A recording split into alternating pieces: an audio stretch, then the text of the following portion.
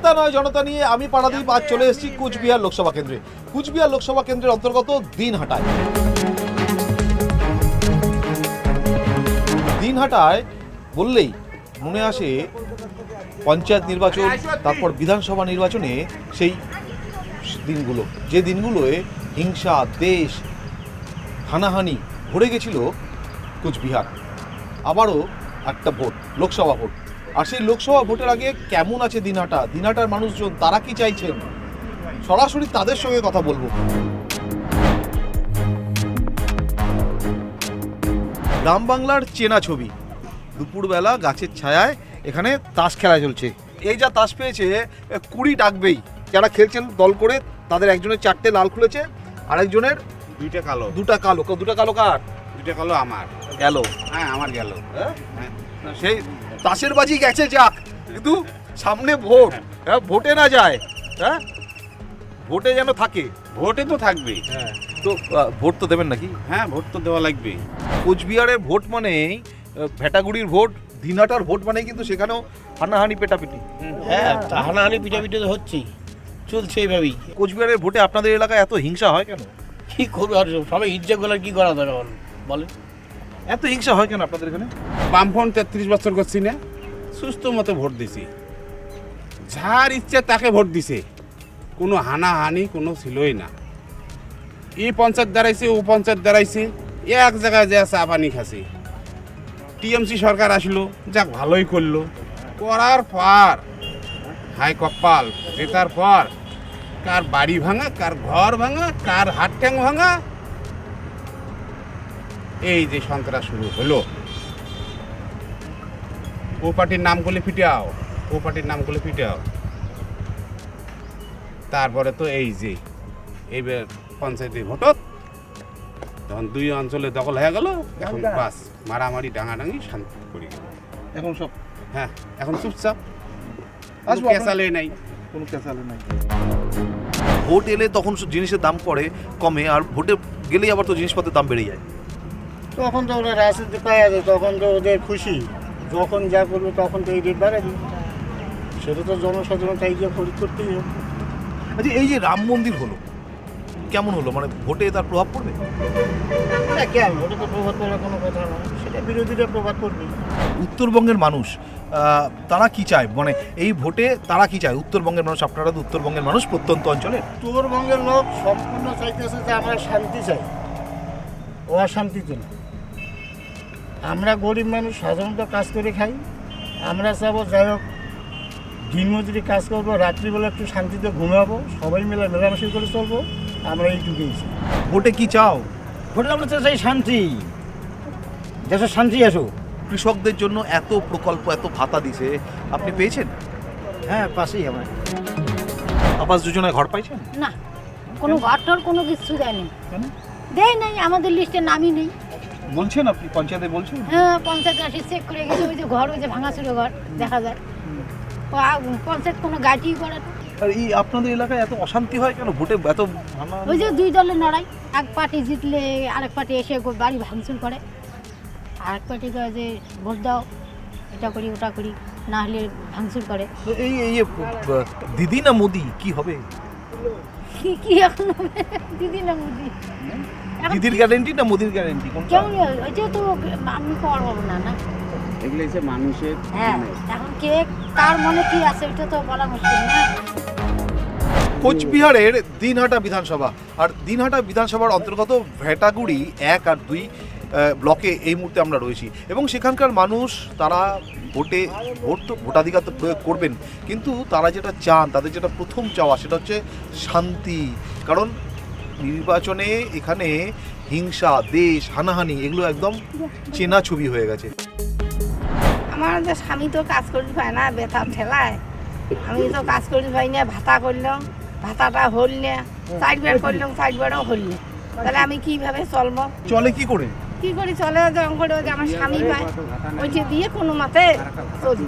ঘর পেয়েছেন? ঘর পাইনি, আমার বেকার ভাতা, বেটা নাই, বেটা মারা গেছে, বেটা পুত্র নাই আমার, ওই 2 স্বামী স্ত্রী, কি করি খাবো?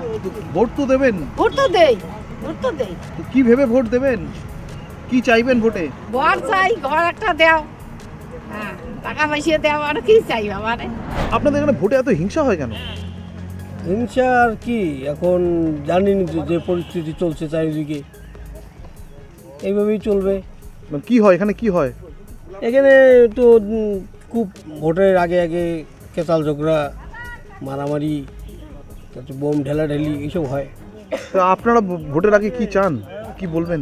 আমি তো শান্ত চাই, মানে শান্তি চাই, শান্তভাবে ভোট হোক, এটাই চাই। দিদির গ্যারেন্টি না মোদির গ্যারেন্টি, ভরসা রাখবে কোথায়? এখন তো বেশিরভাগই দেখা যাচ্ছে মানুষ ভোট তো মোদির দিকেই যাচ্ছে।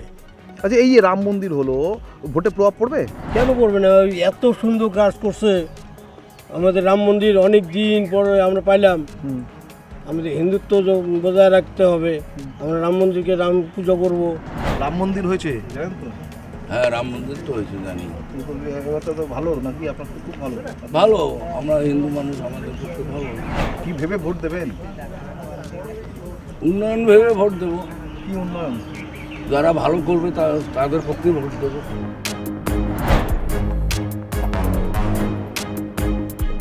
কত হয়েছেন? 17 আমাদের 17। আপনার পাস? পাস 29-এ পাস, কিন্তু সামনে নির্বাচনে কিন্তু নিজের ভোটাধিকার প্রয়োগ করতে হবে। সেখানে কিন্তু পাস পাস পাস বলে হাত তুলে দিলে হবে না। কেমন সাংসদ চান? কে জিতবে কে না জিতবে সেটা তো করতে পারি না। এখন সবারই মন তো সঠিক না, আমার মনে কি আছে, ওনার মনে কি আছে। না, আপনার এলাকার এমপি কেমন চান? এমপি তো ভালোই চাই। কিরকম এমপি চান? হ্যাঁ, কিরকম এমপি চান? এইরকম সুবিধা জন্য পাই, জনের মারামারি ডাঙাডাঙি এগুলো না হয়, এইরকম চাই। কেমন এমপি চান? ভালো চাই। ভালো বলতে কিরকম? মানে ভালো ভালো মানে আমার একবারে ভালো চাই, যেহেতু এই গ্রামে বা এই এরিয়ার মধ্যে কোনো অশান্তি না হয়, এর জন্য সম্পূর্ণ কাজ এমপিরে করবে। ভেটাগুড়ির মানুষ, দিনাটার মানুষ, সামনে লোকসভা নির্বাচন, একটাই আরতি, তাস খেলছেন, 29 খেলছেন, 29 খেলতে থাকবেন, কিন্তু এলাকায় যাতে শান্তি থাকে এবং ভোটের দিন, নির্বাচনের দিন যাতে অবাধ নির্বাচন হয়, শান্তিপূর্ণ নির্বাচন হয়, হানাহানি, দেশ, হিংসা এসব থেকে মুক্তি চায় দিনহাটা, মুক্তি চায় ভেটাগুড়ি।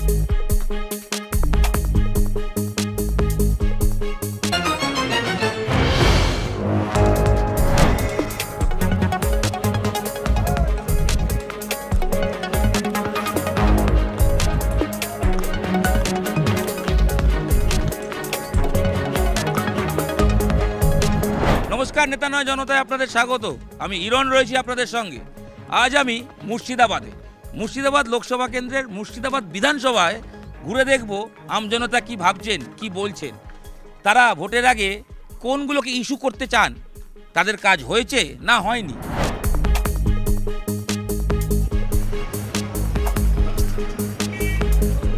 বিধানসভা ভোটে এই মুর্শিদাবাদ থেকে জয়লাভ করেছে বিজেপি, গৌরীশঙ্কর ঘোষ। তিনি আবার এমপি ভোটে প্রার্থী হয়ে গেছেন বিজেপির হয়ে।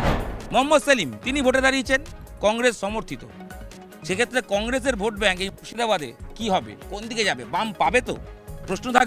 প্রশ্ন থাকবে তৃণমূল যেভাবে জিতেছিল 5 বছর আগে, যে পরিসংখ্যান রেখে জিতেছিল, সেই পরিসংখ্যান বা মার্জিন কি ধরে রাখতে পারবে? আবু তাহের কি কাজ করেছেন, তাকে কি দেখা যায়? আমজনতা কি ভাবছেন, কি উন্নয়ন প্রয়োজন, এখানে শিল্প, কলকারখানা, পর্যটনের হাল ঠিক কীরকম, সব নিয়ে খোঁজ নেব নেতা নয় জনতায়।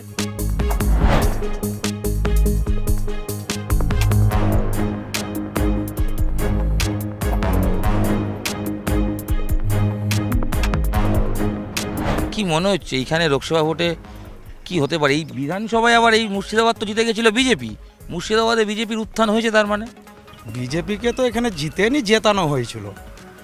জিতে গেছিলো তৃণমূলের গোষ্ঠীদ্বন্দ্বের জন্য, ওদের যে গোষ্ঠীদ্বন্দ্ব, এমন এক মার্জিনে জিতেনি, 1700 সামথিং ভোটে জিতেছিল। এখানে তৃণমূলের একটা লবিবাজির জন্য বেরিয়ে গেছে। লোকসভা ভোট এসে গেল, কি মনে হয় বলুন তো? কারণ ওই গৌরীশঙ্কর ঘোষ তিনি তো প্রার্থী হয়েছেন বিজেপি, আবার মোহাম্মদ সেলিম প্রার্থী হয়েছেন, কংগ্রেস প্রার্থী দেয়নি। তো সেই জায়গায় দাঁড়িয়ে কংগ্রেস ভোট কি সিপিএমে যাবে? আবার তৃণমূলে আবু তাহের তিনি যে মার্জিনে জিতেছিলেন, সেই মার্জিনটা বাড়বে না কমবে, কি মনে হয় আমজনতা হিসেবে? এখানে তৃণমূলের যিনি দাঁড়িয়েছেন, বিগত দিনের লোকসভার তিনি এমপি ছিলেন 5 বছর, 5 বছরে ওনার দর্শন পায়নি। উনি শুনলাম নাকি শরীরটা ওনার অসুস্থ, বাড়িতে দীর্ঘদিন ছিলেন নাকি জানি না। তো আবার ওনাকেই টিকিট দিয়েছে। তাও আবার সোশ্যাল মিডিয়ায় টিভিতে মোবাইলে দেখলাম যে ওনাকে 2-3 জন মিলে ধরে নিয়ে যাচ্ছে, ভোট প্রচার করে বেড়াচ্ছে। এটা ঠিক হয়নি, অসুস্থ লোক টিকিটটা দেওয়া। এখানে এই সিটে মোহাম্মদ সেলিমই জিতে যাবে এরকম একটা মনে হচ্ছে। কয়েক লাখ ভোটের মার্জিন রয়েছে, সেই মার্জিন মেকআপ সম্ভব? হ্যাঁ হ্যাঁ, এই সিটটা দীর্ঘদিনই সিপিএমই জিতে, এটা ব্যতিক্রমভাবে চলে গেছিল এর আগে, বা আবার এটা সিপিএমই পাবে। মুর্শিদাবাদ সবসময় এনটি রাস্তাতেই হাঁটে, আগাগোড়ায় একটু দেখবেন। যখন 34 বছর এখানে আমাদের রাজ্য সরকার সিপিএম, এখানে 24 বছর ধরে কংগ্রেস পৌরসভা চালাচ্ছে। এরকম হয়েছে, মুর্শিদাবাদের লোক সবসময় একটু উল্টো চিন্তা ভাবনা করে, রাজ্য সরকারে যে থাকে তার উল্টো চিন্তাই চলে। এখানে উন্নয়ন হয়েছে? আবু তাহের কাজ করেছেন, মানে দেখেছেন কোনো ফান্ডের কাজ? এটা একটা পর্যটক এলাকা, আপনি পর্যটক এলাকায় একটু ক্যামেরাটা ঘুরিয়ে দেখুন, আবু তাহের খান সাহেবের এখানে সেরকম কিছু দেখতে পাবেন না। এখানে আইএসএফ ক্যান্ডিডেট দিয়েছে, এসইউসিআই ক্যান্ডিডেট আছে, সিপিএমের ক্যান্ডিডেট রয়েছে। তার মানে আইএসএফ ক্যান্ডিডেট দেওয়া মানে জোটটা হয়নি, কংগ্রেস সেখানে আবার দেয়নি। এই যে এতগুলো মুখোমুখি লড়াই, এতে ভোট কাটাকাটি অঙ্কে কি ফ্যাক্টর? আর এখানে কি হিন্দু মুসলিম ভোট আলাদা ফ্যাক্টর? না, মুর্শিদাবাদে হিন্দু মুসলিম বলে কিছু নেই। এখানে আমরা দুর্গা পুজোতে ওদের সামিল হই, ওরাও আমাদের ঈদ রমজানে সামিল হয়। এখানে হিন্দু মুসলমান বলে কিছু নয়। এখানকার মানুষের চিন্তাধারা হচ্ছে যে কি আমরা উন্নয়ন, মানে উন্নয়ন করে যে উন্নয়ন দেখলাম আমরা, সেই উন্নয়ন চাই না। মুখোমুখি লড়াই এখানে পার্টিদের ওদের কি জোট হলো না হলো সব আমরা জানি না। আমরা সাধারণ মানুষ, খেটে খাওয়া মানুষ, মানুষের নিজের মনে ঠিক করেছে কি দিব, কাকে দিলে সঠিক জায়গায় যাব, মানুষ ঠিক করেছে।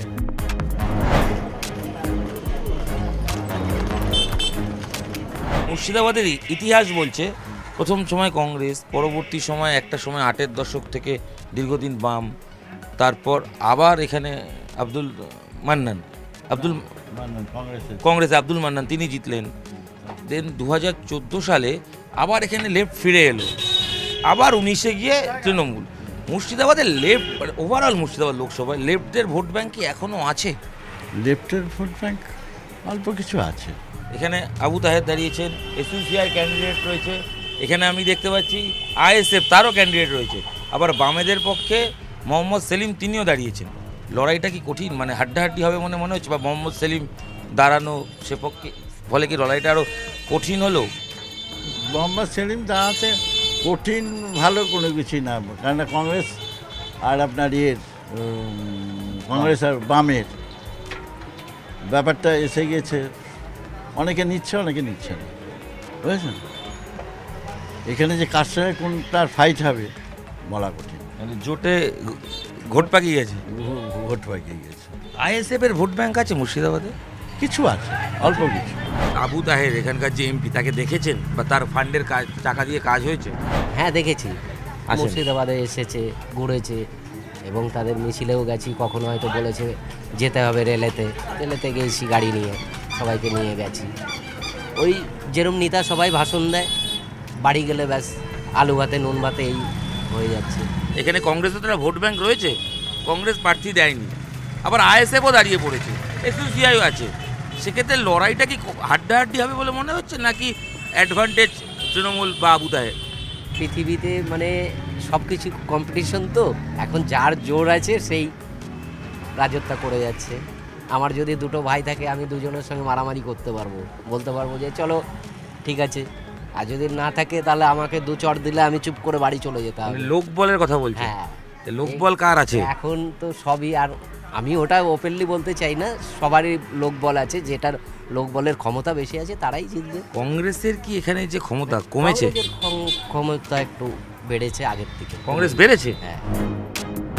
মুর্শিদাবাদ পর্যটনের অন্যতম একটা কেন্দ্র, হাজারদুয়ারি, কাটরা মসজিদ, কাশিমবাজার, রাজবাড়ি সব কিছুই রয়েছে।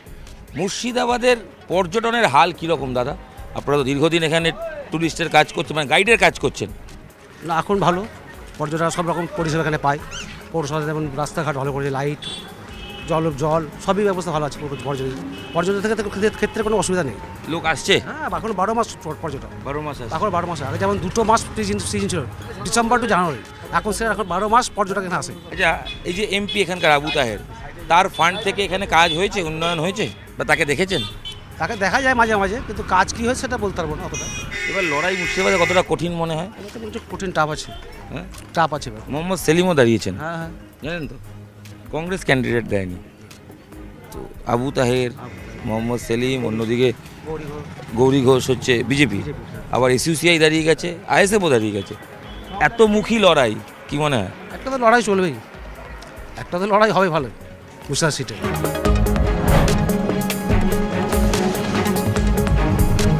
আমরা টোটোয় উঠে পড়েছি, তার কারণ মুর্শিদাবাদের অলিতে গলিতে পৌঁছতে হবে, তাই গাড়ি নয় টোটোই ভরসা। আমরা যে কোনো জায়গায় মানুষের সাথে কথা বলবো, জানতে চাইবো ঠিক কীরকম আছেন, কি কাজ পেয়েছেন। এমপির জেতার পর তাকে দেখতে পেয়েছেন তো, তার ফান্ডের টাকা খরচ হয়েছে তো, কি উন্নয়ন প্রয়োজন, লড়াই এবার হাড্ডাহাড্ডি।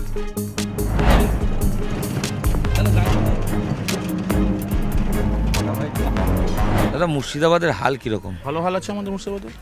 উন্নয়ন হয়েছে? হ্যাঁ, উন্নয়ন বহুত কিছু হচ্ছে, কাজ হচ্ছে। হ্যাঁ, পৌরসভা থেকে ভালো কাজ করছে, ঢালাই রাস্তা, পোল করছে, পৌরসভা করছে। পৌরসভা যেখানকার এমপি আবু তাহের, চেনেন তাকে? হ্যাঁ হ্যাঁ চিনি। দেখেছেন আসে? ওনাকে মানে ভোটের সময় দেখতে পাওয়া যায়, তাছাড়া দেখতে পাওয়া যায় না। ভোট তো এসে গেল, আপনি আম নাগরিক, ভোট দেন প্রত্যেক বছর, একটা তো কিছু ভেবে দেন ইস্যু, যাকেই দেন এ বি সি ডি যে দল কি দেন, এবার কি ভেবে দেবেন, কি ইস্যু, কি উন্নয়ন প্রয়োজন? আমাদের উন্নয়ন ধরেন, আমাদের দিদি উন্নয়ন করছে, বহুত কিছু করছে, ঠিক আছে। আমরা ধরেন একটা সিনিয়র গরিব ঘরের সব, তাতে ধরেন আমাদের সাইকেল দিচ্ছে, আমার মেয়েকে ধর কন্যাশ্রী, এগোশ্রী এসব সব পাচ্ছি আমরা, লক্ষ্মী ভাণ্ডার সব পাচ্ছি দিদির কাছ থেকে, ঠিক আছে। দিদির কাছ থেকে বহুত কিছু পাচ্ছি, বুঝলেন। সেগুলোর প্রভাব আছে মনে হয়? হ্যাঁ অবশ্যই প্রভাব আছে, অবশ্যই প্রভাব আছে। এখানে মোহাম্মদ সেলিম দাঁড়িয়েছেন, আবার কংগ্রেস প্রার্থী দেয়নি। কংগ্রেসের তো মুর্শিদাবাদে একটা ভোট ব্যাংক আছে, কংগ্রেসের ভোট ব্যাংকটা কি মনে হয় বামের প্রার্থীর দিকে যাবে, সেলিমের দিকে? এটা ধরুন, এটা হচ্ছে বামফ্রন্টেরই বেল্ট ছিল এককালে, ঠিক আছে, এককালে বামফ্রন্টেরই বেল্ট ছিল, ঠিক আছে, সেটা আমরা জানি। এবার ধরুন টিএমসি এসে বামফ্রন্ট আর কংগ্রেস এখন আপাতত কিছু নেই, ও টিএমসির সঙ্গে যুদ্ধ হলে ধরেন ওই বিজেপিরই যুদ্ধ হবে। এখানে দেখবেন আইএসএফ দাঁড়িয়েছে, কংগ্রেস দাঁড়িয়েছে, এসইউসিআই দাঁড়িয়েছে, সবাই দাঁড়িয়েছে। কি মনে হয়, মানে লড়াইটা কতটা কঠিন, নাকি তৃণমূলের পক্ষে সহজ? আমাদের আপাতত শুনেন তৃণমূলের পক্ষে সহজ হচ্ছে এখানটা, আইএসএফ কেউ টিকতে পারবে না এখানটা। এই লড়াইটা তৃণমূলের সঙ্গে সিপিএম এর না তৃণমূলের সঙ্গে বিজেপি? সিপিএমেরই লড়াই হবে এখানে, সিপিএম লড়াই দেবে। তো আবু তাহের তো অনেক ভোটে জিতেছিলেন, আবু তাহের। হ্যাঁ, কিন্তু এবার তার ফান্ডে, এমপি ফান্ডে টাকা খরচ হয়ে এখানে উন্নয়ন হয়েছে? আমরা তো জানি না এসব ব্যাপারে, আমরা দেখিনি। এই যে আবাসের ঘর, আপনারা তো সবাই বলছেন খেটে খাওয়া মানুষ, আবাসের ঘর, 100 দিনের কাজ, এইগুলোর এখানে হয়েছে, কাজ হয়েছে? হ্যাঁ, আবাসের ঘর হয়েছে। 100 দিনের কাজ তো আমাদের এদিকে হয় না, পৌরসভা এলাকা হয় না। আবাসের কাজ পেয়েছি, আবাসের ঘর পেয়েছেন, সেখানে দুর্নীতি নেই তো? না। আচ্ছা, এই অঞ্চলে বিজেপি কি স্ট্রং হচ্ছে? না না না। এই যে ভোট দেবেন, সাধারণ মানুষ, খেটে খাওয়া মানুষ, কি ইস্যু মাথায় রেখে ভোট দেবেন?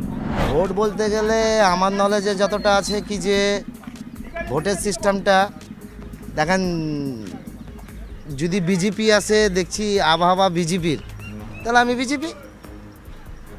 তারপর দেখি যদি তৃণমূলের আবহাওয়া আছে, তাহলে আমি তৃণমূল।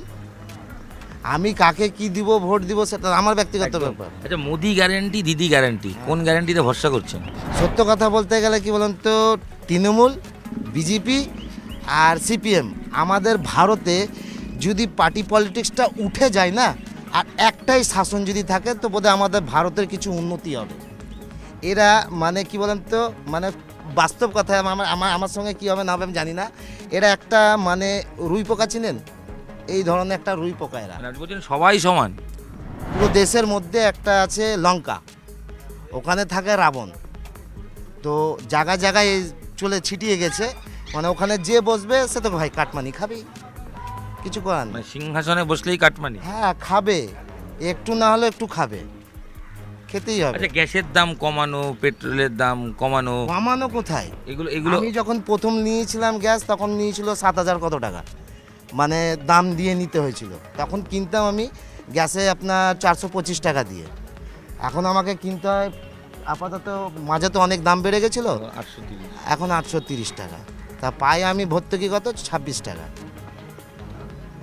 আচ্ছে দিন আসেনি? আচ্ছে দিন আসেনি।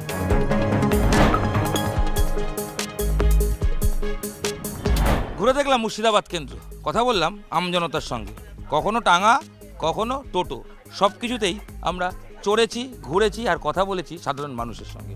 বুঝে গেছেন তো তাদের মনোভাব কি? নেতারা শুনে নিয়েছেন, বুঝে নিয়েছেন আমজনতা কি বলেছেন। এবার প্রচারে নেমে পড়ুন, কি ইস্যু হবে বুঝতে তো পেরেছেন। প্রচার শুরু করুন, না হলে কিন্তু খুব সমস্যা। কারণ জনতাই জনার্দন, তারাই ঠিক করবে আপনার ভাগ্য, আপনি জিতবেন না হারবেন।